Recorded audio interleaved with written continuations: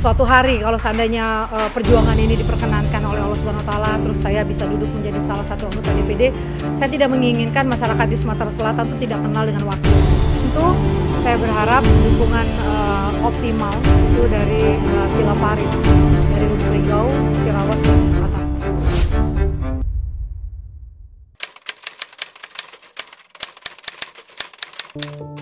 Saya pikir nggak ada yang khusus, semua akan berjalan biasa saja. Saya akan melaksanakan aktivitas sehari-hari saya seperti biasa, tapi tentu mungkin nanti akan ada beberapa waktu saya akan mencoba mengunjungi teman-teman di seluruh wilayah di Sumatera Selatan untuk pengenalan lah, artinya kan tak kenal maka tak sayang. Mungkin itu yang akan saya lakukan ke depan, insya Allah. Jadi di sela-sela kesibukan saya di Kota Lubuk Linggau, akan saya sempatkan nanti beberapa kali mungkin saya akan mengunjungi daerah-daerah lain di Sumatera Selatan.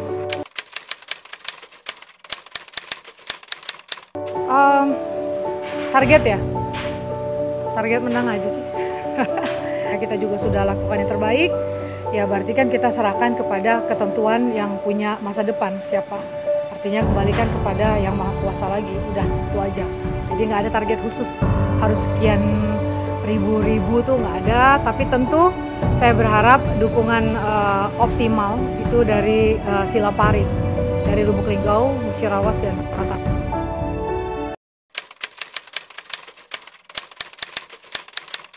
Baru ya, karena saya belum pernah di DPD, saya belum pernah mencoba masuk ke kancah seluas ini tuh saya belum pernah. Ya kan, jadi ini benar-benar baru buat saya, ini pengalaman pertama. Tapi saya juga tidak terlalu khawatir ya, karena saya pikir pola kerjanya juga akan sama, tapi nanti mungkin diperluas di Sumatera Selatan. Dan ini sesuatu yang memang saya inginkan, secara pribadi saya inginkan. Kenapa? Karena saya merasa DPD insya Allah, kalau memang Allah perkenankan, itu akan menjadi lembaga yang ideal bagi saya untuk berada konsisten di jalur-jalur perjuangan yang menjadi perhatian saya, khusus kan. Karena kan memang perhatian saya itu kan lebih kepada pemberdayaan masyarakat, perempuan dan anak. Nah, dengan lembaga seperti DPD ini, saya merasa saya bisa fokus kepada bidang strategis yang menjadi minat dan keinginan saya, passion saya.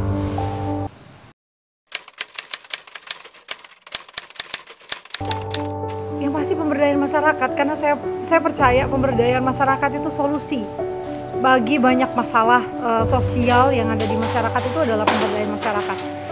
Kita sudah punya banyak, kementerian itu punya banyak sekali program-program untuk pemberdayaan masyarakat, tapi memang kita butuh banyak penggerak di bawah, pasti. Ya. Dan concern saya tentu perempuan dan anak. Pemberdayaan masyarakat secara umum dan perempuan dan anak. Mungkin kalau yang sudah dilihat sekarang tuh ya, kalau skala kecil ya, di Kota Lubuk Linggau aja, nggak usah jauh-jauh deh, nggak usah jauh-jauh. Sekarang di Kota Lubuk Linggau, UMKM binaan kita ya, itu sudah menurut saya sudah higher level dibandingkan UMKM mungkin daerah lain. Maaf ya, UMKM binaan kita sudah mulai dari segi rasa, kemasan, harga jual, dan lain-lain sebagainya itu sudah sangat layak. Karena apa? Karena kita lakukan pembinaan. Karena sebetulnya masyarakat tuh mau, tapi pembinaannya kadang-kadang tidak sesuai. Nah, kadang-kadang kebijakan pemerintah tuh kadang-kadang membuat kebijakan tapi tidak sesuai sama kebutuhan mereka. Nah, saya kepingin kalau saya punya kesempatan gitu kan, artinya ada desain kebijakan nanti mungkin yang bisa saya perjuangkan, yang memang sesuai dengan kebutuhan masyarakat, sehingga pola pemberdayaan ini akan semakin berpotensi untuk berhasil. Nah, kalau contoh di Linggau seperti saya katakan UMKM. Di Linggau memang kita punya banyak sekali, tapi di antara yang banyak itu kita juga punya cukup banyak yang sudah dibina, itu sudah lengkap semua. Jadi mau dijual kemana aja sudah bisa. Dari mulai perizinannya, terus standar kelayakan rasa makanan, juga teknologi pangannya sendiri itu sudah kita ini semua, bahkan sampai ke pelabelan MUI dan lain sebagainya itu kita sudah alhamdulillah menurut saya sudah sudah running semua, sudah on the track semua. Dan itu kalau kita lihat ya sekarang, kalau kita mau jujur lihat, yang membuat masyarakat Indonesia secara umumnya, khusus Kota Lubuk Linggau, itu kita bisa baik-baik saja secara ekonomi keluar dari pandemi itu adalah karena resilience masyarakat menengah ke bawah kita tuh kuat. Dan yang membuat mereka kuat itu adalah UMKM, itu pemberdayaan di situ. Nah, jadi saya pikir itu jalan keluar yang paling ideal untuk kita bisa membantu masyarakat kita untuk menjadi semakin berdaya di kemudian hari. Itu UMKM. Terus kalau batik durian, saya pikir kita boleh berbangga lah masyarakat Kota Lubuk Linggau. Batik adalah sesuatu yang unik sekali. Batik itu adalah sesuatu yang rumit. Teman-teman kita, saudara-saudara kita di Jawa, itu mereka bisa membatik karena memang sudah ratusan tahun dari nenek moyang sudah membatik. Kita bahkan nggak punya pengrajin sebelumnya sama sekali. Sekarang di Kota Lubuk Linggau sekarang kita sudah punya 3 sentra. Ada sentra baru binaan 1 dan ada beberapa sentra yang belum masuk ke dalam binaan. Total produksi batik kita sekarang sudah lebih dari 350 potong per bulan, sudah lebih. Kalau nanti kita akan update lagi datanya, karena kelompok-kelompok yang baru-baru ini sudah banyak. Saya rasa mungkin angkanya bisa lebih dari itu. Dan itu menurut saya adalah bagian dari pemberdayaan yang berhasil kita lakukan. Ya, ekonomi kreatif dan pemberdayaan masyarakat, kemudian mungkin kebijakan-kebijakan khusus yang sesuai dengan apa yang menjadi kebutuhan unik masyarakat itu sendiri. Jadi nggak sama. Masyarakat di Kota Lubuk Linggau kemungkinan kebutuhannya itu tidak sama dengan masyarakat kabupaten tetangga. Nah itu yang mungkin nanti saya nggak tahu seperti apa, tapi itu yang insya Allah akan saya perjuangkan.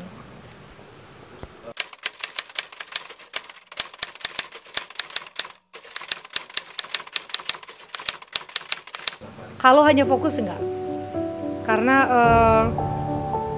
saya kan juga punya pesaing ya. Jadi kalau saya fokus di Silempari pasti kemungkinan berat. Jadi saya memang harus mampu mengajak saudara-saudara yang lain di Bumi Silempari, mungkin memperkenalkan diri. Artinya kalau mereka cukup percaya dan yakin, barangkali mereka akan memberikan dukungan. Nah dengan dukungan dari tidak hanya Silempari, tapi juga masyarakat Sumatera Selatan lain pada umumnya, saya percaya saya bisa, insya Allah.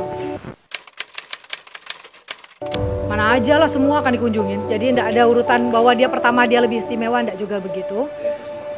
Semua akan saya kunjungin karena saya tidak ingin suatu hari kalau seandainya perjuangan ini diperkenankan oleh Allah Subhanahu wa taala, terus saya bisa duduk menjadi salah satu anggota DPD, saya tidak menginginkan masyarakat di Sumatera Selatan itu tidak kenal dengan wakilnya.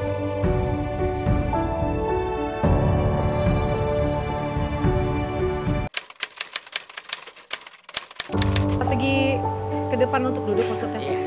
Oh, kalau strategi untuk duduk nggak ada sih, cuman akan berjalan seperti ini, seperti yang teman-teman lihat apa yang saya seperti di Linggau, saya bersilaturahmi melalui jalur kekeluargaan, jalur pertemanan, mungkin jalur organisasi gitu kan. Jadi seluruh jalur yang bisa saya pakai akan saya pakai.